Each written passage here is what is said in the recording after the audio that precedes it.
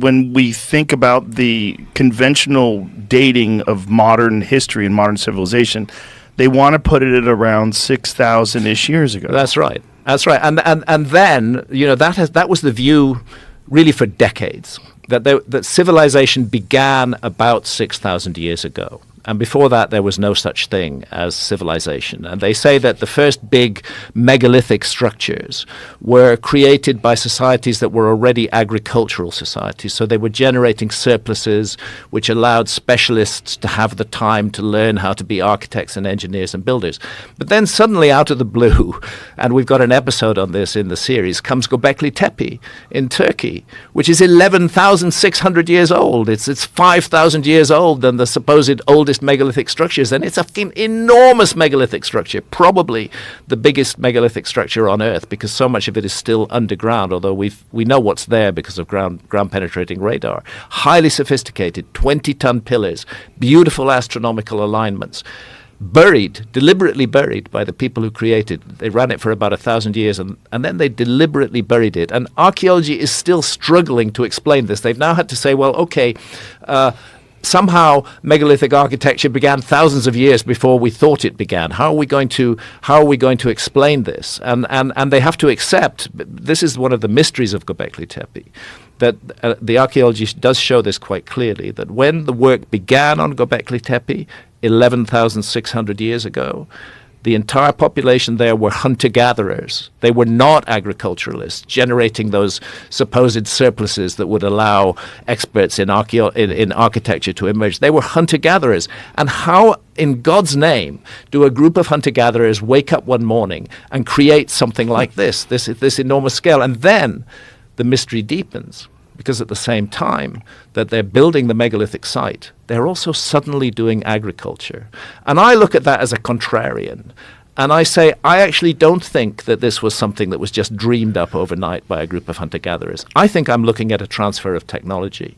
I think people came to that site who already knew how to do this stuff. And maybe they used that site to mobilize the local population, to push them into a new direction. And that was truly the beginnings of civilization as we know it. But I think it was a restarting of civilization, a reboot, not the actual beginnings. I think there was an earlier lost civilization. And that's the whole point of the show I've made. One should mention about that particular date, 11,600. Well, it's incredibly important. It's an incredibly important date because the Younger Dryas begins 12,800 years ago with a cataclysm, with a puzzling, mysterious rise in sea level at the same point, 1,000 years of freezing temperatures, mass extinctions of animal species all over the world, and then 11,600 years ago, global temperature shoots up. The last of the ice caps collapse into the sea. Sea level rises enormously. That is the date that work starts at Göbekli Tepe, and it's a point I've made many times, but it's really worth making because archaeologists roll their eyes every time you say the word Atlantis. But that is precisely the date that Plato, which is the earliest surviving reference to Atlantis, that's precisely the date he gives for the destruction of Atlantis, 11,600 years before our time. He puts it this way, that his ancestor Solon visited Egypt, and we know about that visit. It's historically recorded. That visit to Egypt was in 600 BC, and there Solon claimed to have been told by Egyptian priests about this great advanced civilization that once existed, but that angered the gods and was destroyed in an enormous flood. And Solon asked those Egyptian priests, when did this happen? And they said, 9,000 years ago. Well, do the math. That's in 600 BC. That's 9,000 years before 600 BC. We call that 9,600 BC.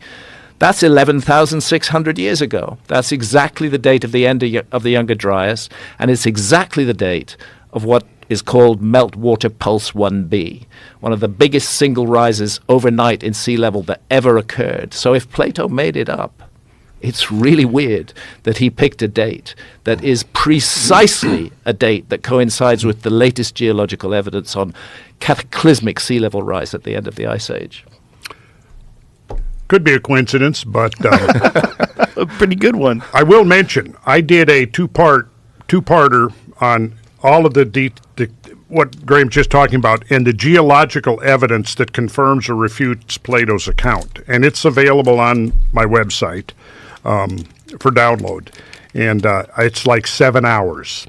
7 hours of detailed Yeah, you go deep, unpacking. bro. You go deep. And you see, the academics have never bothered to do this because they, in their pride and in their arrogance, they just say, "Oh, we know that Plato just made it up; that it's just a fantasy." They don't know that, and it's people like Randall coming from the outside who are actually doing the legwork that makes us think about all this again. And there's plenty of evidence that there were many sites like this that were thought to be just legend and myth, like Troy, for instance.